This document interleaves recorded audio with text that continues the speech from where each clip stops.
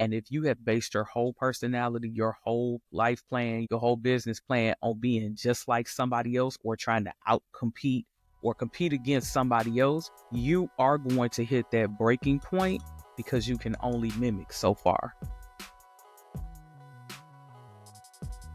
Hey y'all, welcome back to the Fast Forward Podcast. We are continuing our conversation about hope. And again, as I shared in the intro to this month, I really want to frame our conversation about hope around models of change because hope in and of itself is about expecting a future outcome, moving toward a future goal, which is change and requires change management. So y'all know I got to sprinkle a little OD magic in this, and there are a ton of change models. So let me say that I'm picking out four to talk about this month rather, I'm sorry. But there are at least 14 that I describe in my book alone, and there are more beyond that. And if you haven't grabbed my book, it is called Evolution to Equity. There should be a link in the description for you to purchase. It's going to tell more about change management and specifically about how to create a company that people both love to work for and to buy from, which is super important. So let's get back to talking about hope. Hope for me is a requirement.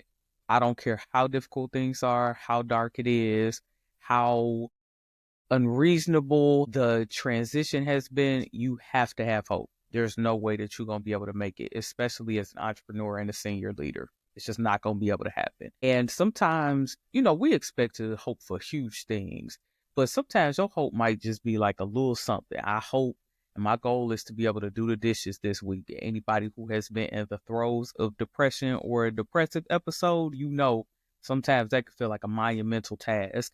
But whatever the size of your hope is, it is equally as valid. I want to start by talking about action research. This is a model. This is actually one that I used quite a bit even in undergrad to think about the research projects that I conducted in Ghana and South Africa. And I like the action research model because it is geared toward involving voices. So the main goal or the foundational principle of action research that we could consider is collaboration. You are required to engage with others, to gather perspectives, to invite challenges, to invite competing perspectives.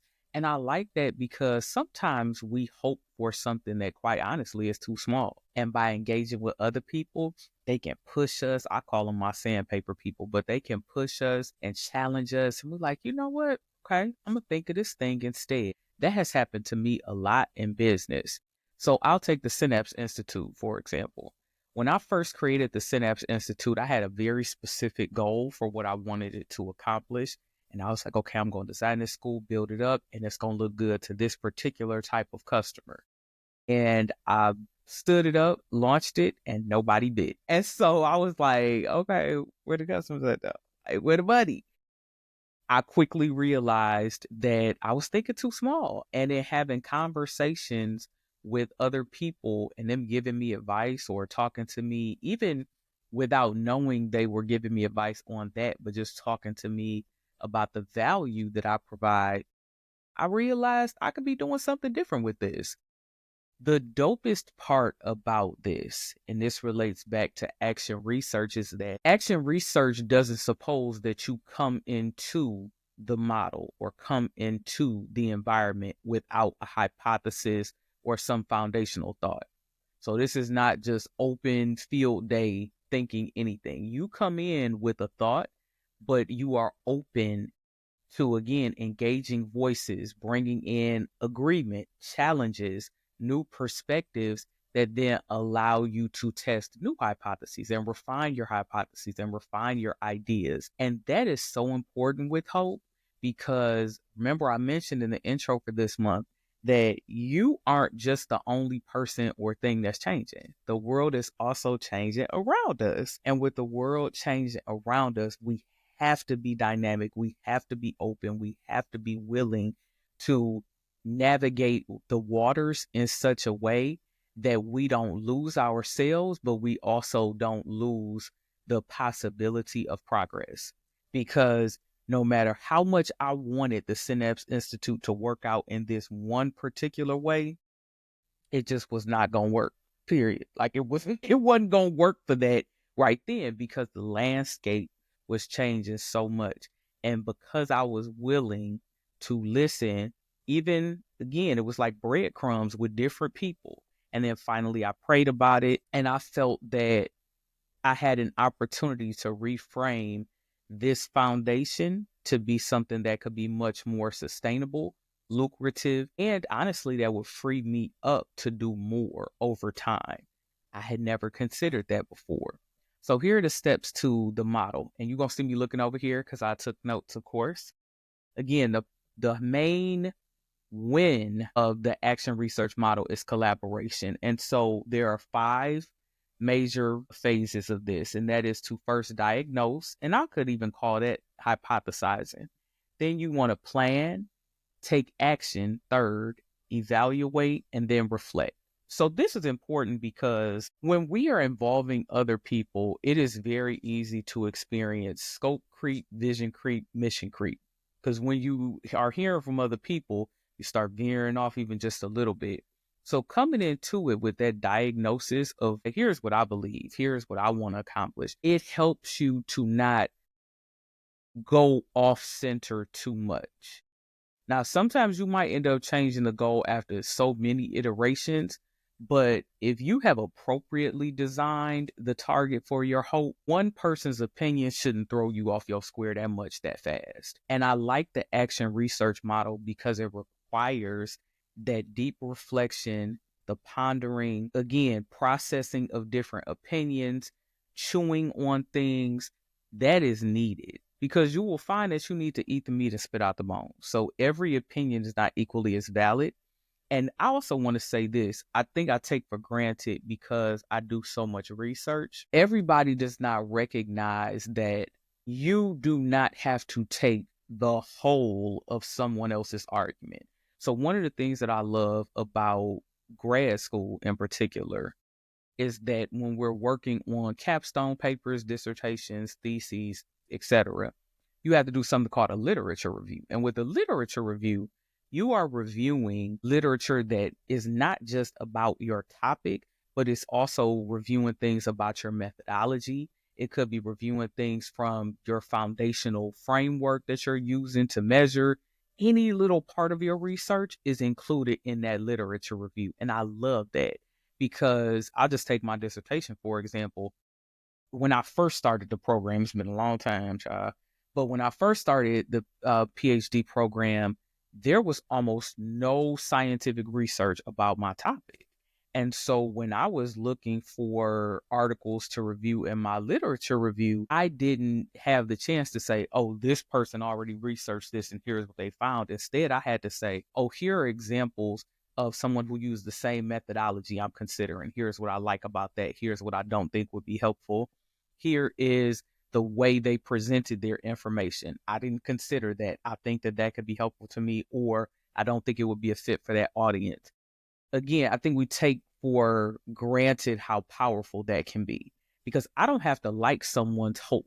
I don't have to like someone's goal. I don't have to share goals with them. I don't have to share hopes with them. I might just like the way that they do things.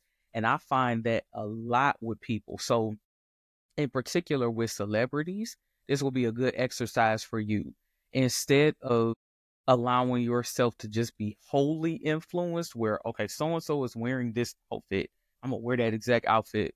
No, do I like the fact that they're wearing a bright color that seems to complement their skin tone? Okay, that's one piece out of maybe 11 parts to their look or to this reel or this, Instagram story or article that they put out.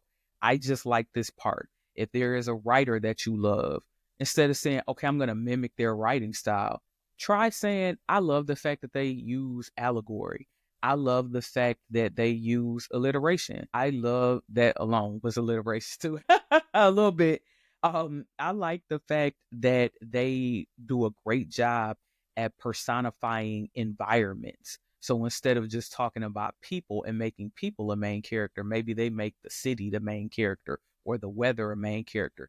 again, you can take out the pieces. And I really believe that that helps to inspire our hope as well, because sometimes when we get so caught up in trying to follow people, you can't completely follow somebody because you're a different person. And so everybody is going to hit that stop point to where they can only mimic so far. And if you have based your whole personality, your whole life plan, your whole career plan, your whole goal, your whole business plan on being just like somebody else or trying to out compete or compete against somebody else, you are going to hit that breaking point because you can only mimic so far. And the pursuit of growth, leveraging hope.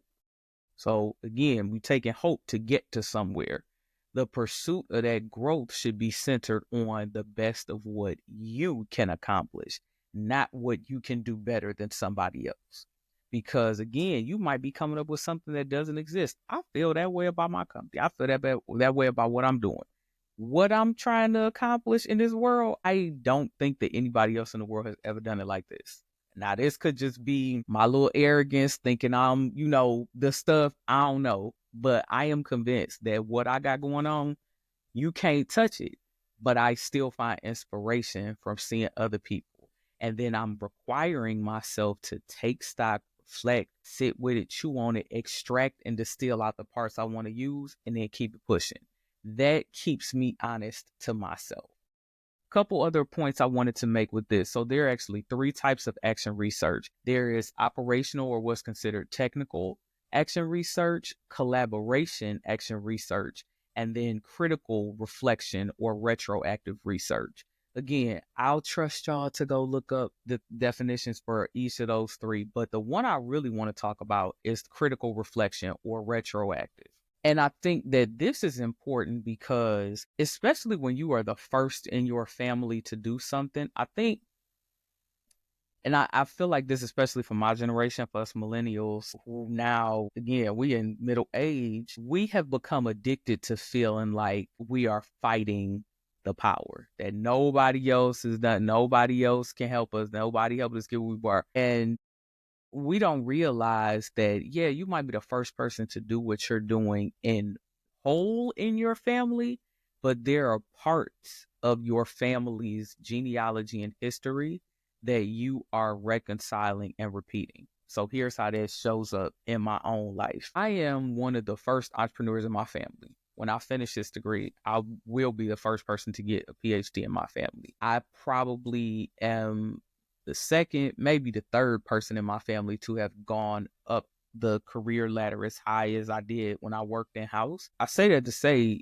the air is quite thin in what I'm doing and accomplishing. And there are other accomplishments where it's very rare, or if at all, someone has done this. With that being said, I still recognize that the principles that led me to do what it is that I'm doing are a reflection of the generational blessings that I carry. So while my grandmothers, both paternal and maternal, never started a business and became entrepreneurs, their pursuit of excellence in their career, I believe I inherited.